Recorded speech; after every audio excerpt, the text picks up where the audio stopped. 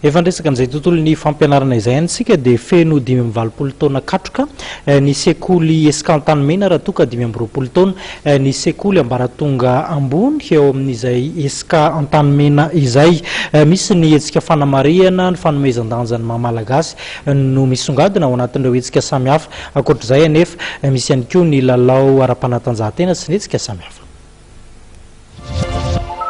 Ivotra ny kolotsaina malagasy sy ny zavakanto malagasy mandritra ny fankalazana ny jobily fa 5-20 taona ny sekoly Eskantanimena sy ny fa 5-20 taona ny sekoly ambaratonga ambony ny ESSK.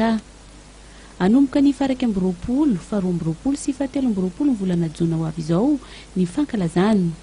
Tiana izana foana dia kolotsaina malagasy anisan'ny voizina atao anatin'ny sekoly ny maha-malagasy sy ny mahakanto ny maha-malagasy.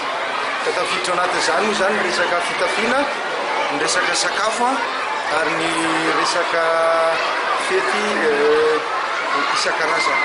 Ohatra izany misy an'ireo carnaval, ny zavatra mety misy eto amin'ny firenena dia aseho amin'ny alalan'ny hetsika carnaval rehetra. Izay izany efa mampalaza an'ity sekoly ity dia ny fanaovana izay carnaval izay ary dia aseho ny fonja zavatra izay mandritra ny fahatsiarovana ity taona jobily ity. Androany no nampahafantarina tamin'ireo mpianatra sy ny mpanabe tao amin'ireto sekoly ireto ny hetsika izay ho tanterahana mandritra ny herintaona hanamariana ny fankalazana.